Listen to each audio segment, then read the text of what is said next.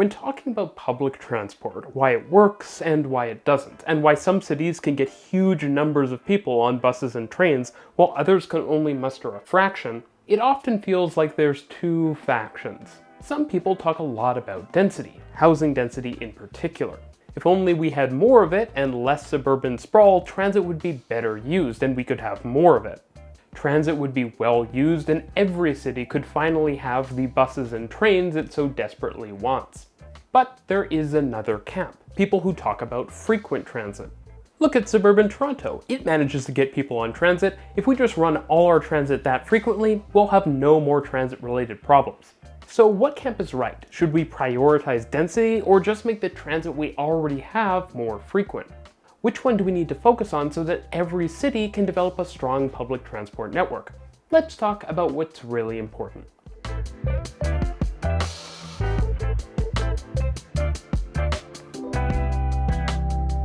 So spoiler alert, they both matter, but together is better. And if you stay with me, we can talk about why. So let's start from the back with frequency. Why does it matter? For starters, frequent transit lets you go when you want to go. If you're sitting at home and watching a YouTube video and your local bus runs every 5 or 10 minutes, well, you might just put your shoes on, walk outside and wait for the next bus. But if your local bus is every hour or half hour, you're probably gonna have to check a schedule and you're gonna sit around waiting for it to come. Or more likely, get in a car and start driving to your destination. Being able to go when you want to go is a big part of why frequency is so important for successful transit. It's the frequency is freedom that Jarrett Walker so famously talks about.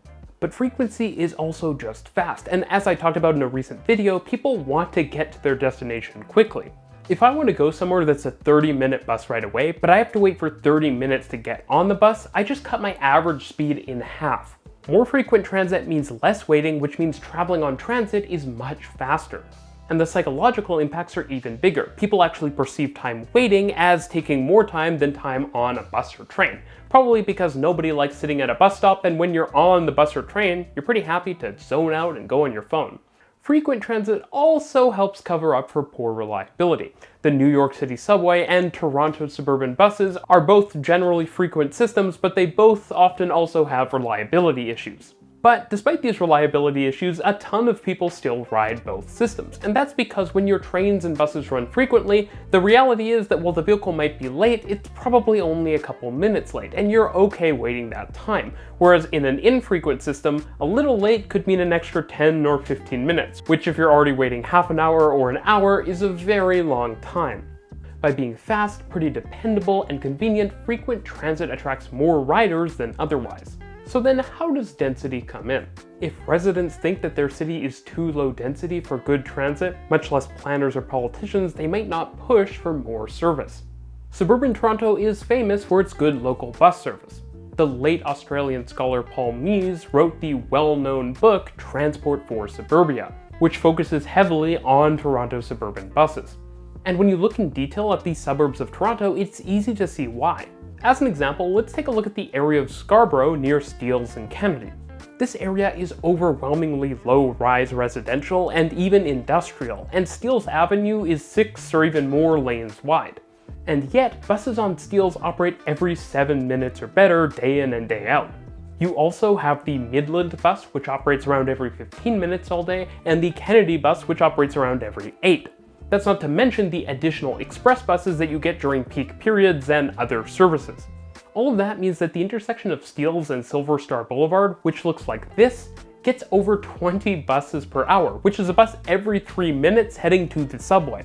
Better yet, 2 of these bus routes run 24 hours a day, 365 days a year, so you can always get a bus home in a pinch.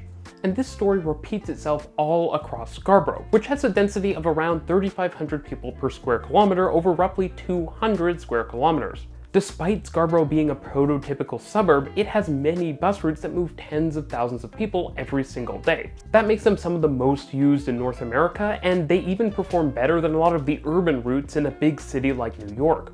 But the truth is, you don't even need Scarborough levels of density for really good transit.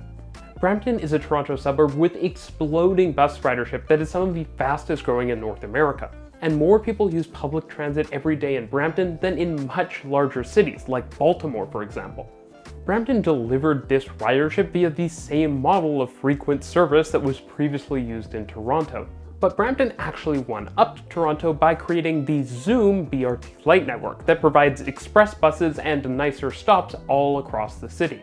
In Brampton these days, the major routes all operate every 10 minutes or better all day long. And that's despite the density of the city being only around 2,500 people per square kilometer. But how do these densities actually compare to places around the world? Is Brampton secretly hiding some skyscrapers or walk-ups somewhere? Let's take 2,500 people per square kilometer as our cutoff for density. That puts you in the ballpark of Brampton or Scarborough.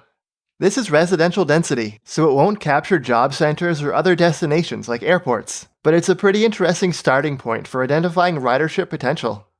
As it turns out, there are lots of neighborhoods and corridors in North America that meet this density threshold. Obviously, there are tons of areas in and around New York, Chicago, Boston, and DC. But this density threshold also lights up quite a bit of Miami, San Diego, and Los Angeles, even into the San Fernando Valley in Orange County. There are obvious clusters and corridors in the San Francisco Bay Area, Sacramento, Minneapolis, Portland, St. Louis, Milwaukee, Baltimore, Denver, and even Las Vegas. In Canada, we can see pretty decent concentrations in Halifax, Quebec City, London, Winnipeg, and Victoria. In a lot of cities, the density does drop off once you get deeper into the suburbs, and there are even some lower density cities where it's hard to find this density at all, like Baton Rouge or Jacksonville.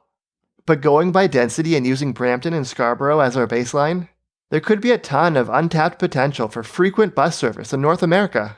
It's important to add that the deployment of transit can be strategic. In Metro Vancouver, the average population density is less than 1,000 people per square kilometer. But, as Uday Schultz showed in a recent series of tweets, the region does a really good job of sending frequent transit to the dense places. So basically every place in Metro Vancouver with over 2,000 people per square kilometer worth of density has decent transit service, and the denser places get even more. Metro Vancouver recently made headlines by overtaking elevated rail transit peer Chicago in its rail system ridership.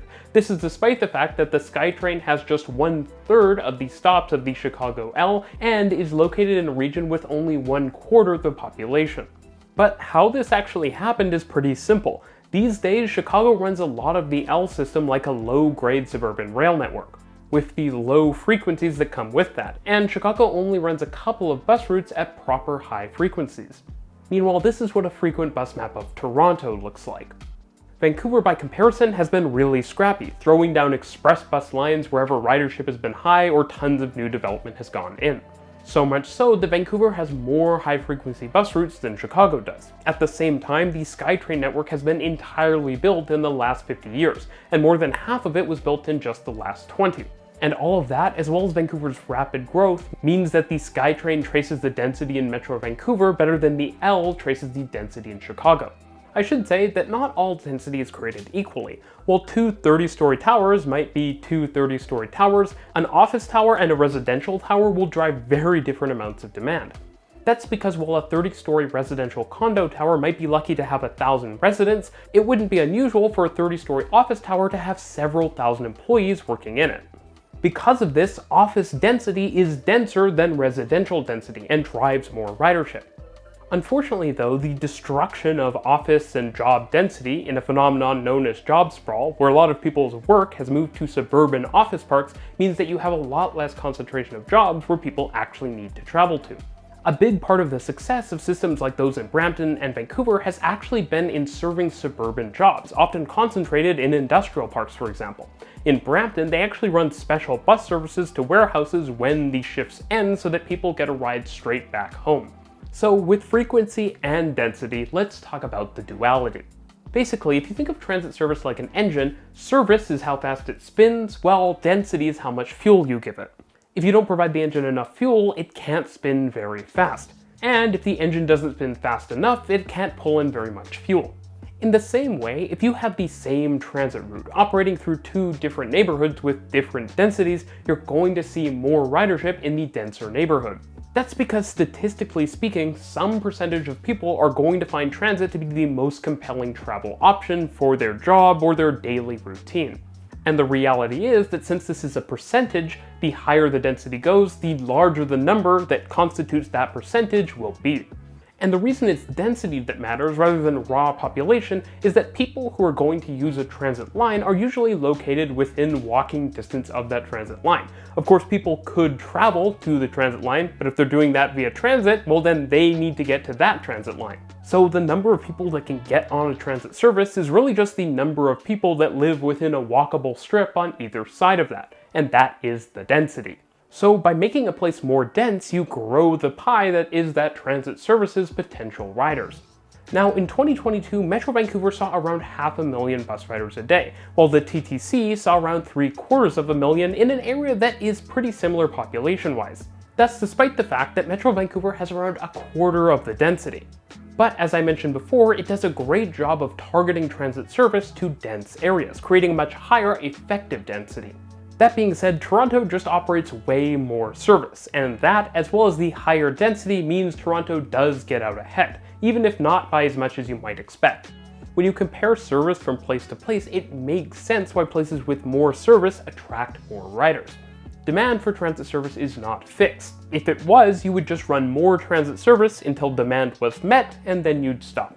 Instead, demand goes up and down over time, as trip patterns, land use patterns, and people's habits change. But demand also depends on people's mobility options, which means that transit feeds into the demand for more transit. When you run more service, you make transit more attractive for the reasons we talked about at the beginning. When transit is frequent, people can travel more flexibly, and since they wait less, they also travel more quickly. That means that more transit service means more better transit, and that means that transit can grab a bigger slice of the mobility pie. So basically, density determines how many people can actually ride transit, while service determines how many people actually make the decision to. Now to be clear, this is a simplification. If you create a great service, people might travel from further away to use it, including on other transit lines. And when you start considering places that use bikes for a lot more of their trips, well, that throws a wrench into the equation as well. At the same time, increased density can have other positive and negative impacts on transit ridership. When you have a dense city, it tends to be hard to drive, but that also might make transit slow, which is why in the densest cities, like Hong Kong, you'll see so much transit that has dedicated lanes and might even operate in tunnels or on elevated guideways, completely separate from traffic. But at the end of the day, the fundamentals are density and service. Density brings you more potential riders, and the service gets them on board. And ultimately, that's why all of the places that have phenomenal transit use, from Paris to Singapore to Sao Paulo, all have high density and good service.